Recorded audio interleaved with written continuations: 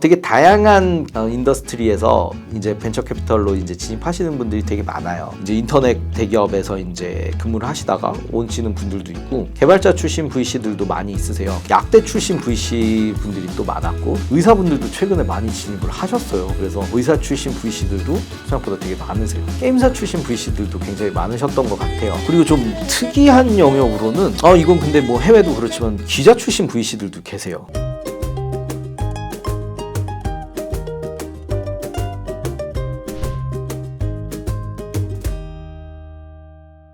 안녕하세요. 전석철의 유니콘의 VC 전석철입니다. 오늘은 VC들이 어떤 직업이나 어떤 경험을 갖추고 진입을 했는지, 그리고 뭐 그런 분들 어떤 분들이 있는지 좀 생각보다 되게 다양하거든요. 다양한 스토리에 이제 심사역들이 있는데 어떤 경험들하고 이 VC에 진입을 하게 됐는지 좀 다양하게 뭐 사례를 들어서 좀 이야기를 해보고 싶습니다. 이제 가장 많은 게 과거에 한국의 VC 같은 경우에는 그 두 가지 이제 법적인 이제 분류가 되어 있어요. 창업투자사라는 이제 형태의 벤처 캐피탈과 신기술 금융사라는 형태의 벤처 캐피탈 두 개로 이제 좀 구분이 되는 부분이 있습니다. 과거에 그 창투사와 신기사도 어쨌든 생길 때 약어로 이렇게 창투사나 신기사라고 부르는데요. 예전에는 종합금융사라는 회사의 형태들도 있었고, 생각보다 다양한 증권사 기반에서 파생이 되는 금융 형태나 투자 형태가 있었기 때문에 과거에는 금융권 출신 VC가 굉장히 많았습니다. 그래서 과거 이력들을 보시면은 뭐 경영학과 출신들이고 뭐 은행 출신이거나 뭐 은행들 중에서도 우리 뭐 많이 뭐 산업은행이라든지, 그리고 지금은 없었는데 장기신용은행이라는 은행도 있어요. 그 은행 출신들 되게 많았던 것 같아요.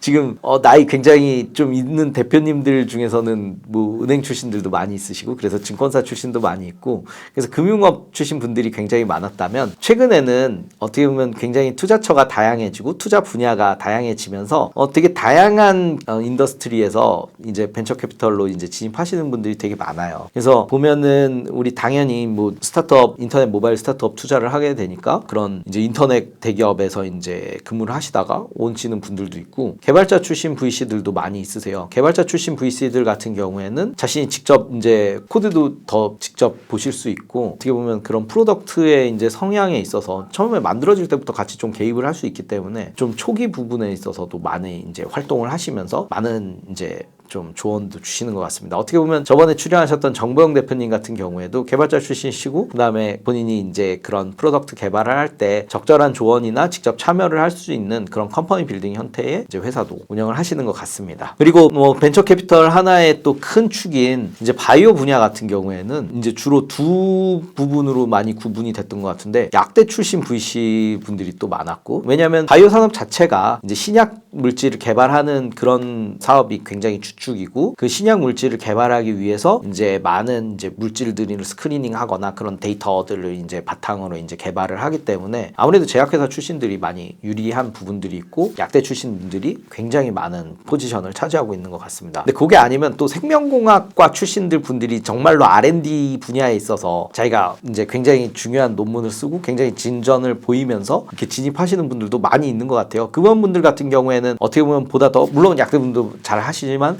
그런 연구 성과나 연구 목표나 연구 개발에 대해서 보다 더 피드백을 잘 주시는 것 같습니다. 그리고 최근에 같은 경우에 이건 굉장히 또 재밌는데, 아까 신약 물질이 개발이 되려고 하면, 그 물질 하나가 이제 나오려고 하면 뭐 물질 자체를 이제 뭐 연구해서 이제 잘 스크리닝을 하는 것도 중요하지만 이거 되게 괜찮은 물질 같아 라고 했을 때 여러분들이 많이 알게 되는 그런 임상시험을 보통 하게 되잖아요. 그럼 임상시험은 그 환자들을 대상으로 하고, 환자들 대상으로 어떻게 설계된 이제 임상을 통해서 이제 통계적으로 유의미한 수치를 도출할 것인가도 고민을 해야 되기 때문에, 생각보다 뭐 그것 때문인지 모르겠지만 의사분들도 최근에 많이 진입을 하셨어요. 그래서 의사 출신 VC들도 생각보다 되게 많으세요. 그리고 벤처 투자의 또 하나의 중요한 축 중에 하나였던 또 게임이나 이제 인터넷 모바일 서비스가 있기 때문에 게임사 출신 VC들도 굉장히 많으셨던 것 같아요. 어떻게 보면은 게임 자체도 이제 PM, 뭐 개발자, 그리고 디자이너 이렇게 붙어가지고 어떻게 하나의 팀을 이루고, 그 팀을 이뤄서 이제 만들어지는 이제 그런 이제 중간 빌드들을 이제 중간중간 검증을 해야 되기 때문에, 게임사에서 이제 그 퍼블리셔 출신이시거나 아니면 뭐 다양한 포지션에서도 이렇게 벤처 투자로 진입을 하셔서, 실질적으로 어떻게 보면 게임 같은 경우는 제가 예전 콘텐츠에서 한번 말씀드린 적이 영역이 있지만 굉장히 이제 그 예측 가능성이 좀 어떻게 보면 좀 랜덤한 변수로 움직이는 비즈니스이기도 하기 때문에 그 좀 낮은 확률에서 보다 더 이제 흥행할 수 있는 포인트를 잘 포착하실 수 있는 업계에서 이제 특성을 가지신 분들이 많이 진입을 하시는 것 같습니다. 그래서 게임만이 아니라 엔터나 이렇게 영화, 드라마 이런 콘텐츠 투자 영역에 있어서도 영화나 드라마에 이제 좀 특화된 분들이 많이 진입을 하시는 것 같아요. 그리고 또 하나는 이제 뭐 앞서서도 얘기했지만 증권사 출신 분들은 옛날에도 많았고 지금은 좀 다른 특성으로도 굉장히 많으세요. 증권사 같은 경우에 여러 정말 부서가 있고 여러 가지 역할을 하지만 그중에 특히 우리가 비상장 회사를 이제 자본시장에 상장을 하는 역할을 하고 있는 IPO 부서가 있어요. 그래서 IPO 부서 분들 같은 경우에도 뭐 근래 들어서도 그렇지만 좀 뭐 한 최근 10년 뭐 이렇게 봤을 때 굉장히 많은 분들이 진입을 하신 것 같아요.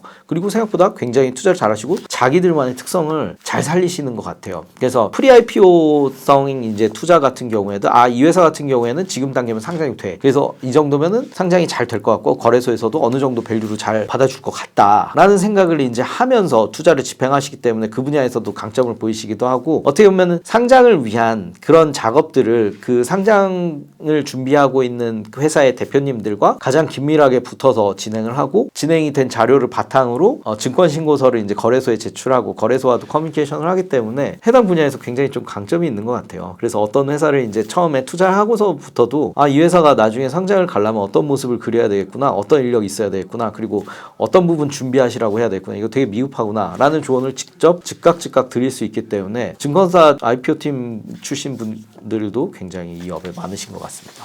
그리고 좀 특이한 영역으로는 이건 근데 뭐 해외도 그렇지만 기자 출신 VC들도 계세요. 그래서 우리가 생각했을 때 기자는 어떻게 보면 기자는 좋은 소식들이 있을 때마다 이슈 있을 때마다 각 분야 이제 취재를 해서 좋은 뭐 소식을 되게 신속하고 정확하게 전달하는 업 아닌가라고 생각을 하는데 의외로 이 특성이 VC랑도 좀 잘 맞는 것 같아요. 어떤 부분에 있어서는 분명히 그럴 수 있다고 생각을 하는 게 방금 말씀드렸던 것처럼 어떤 뭐 굉장히 흥행되는 포인트나 아니면 어떤 이벤트가 있을 때 그 부분들에 있어서의 특징을 취재를 굉장히 꼼꼼하게 하시고 그거를 이제 잘 이제 소화하셔서 뭐 글로 쓰시던 분들이기 때문에 뭐 굉장히 자기가 생각하는 내용들을 그 발빠르게 움직여서 잘 파악하고 그다음에 그거를 이제 보고서로 잘 만들어서 이제 전환시키는 거에도 굉장히 능하고 그다음에 워낙 많은 분들 취재를 하시기 때문에 휴먼 스킬이 되게 좋으세요. 그래서 어떤 사람과 이제 커뮤니케이션을 할 때 굉장히 부드럽게 분위기를 만들어주고 그리고 그 회사의 이제 경영진들 그리고 대표들을 대할 때도 되게 어떻게 보면은 전문적이라고 해야 될까요? 되게 능숙한 스킬로 이제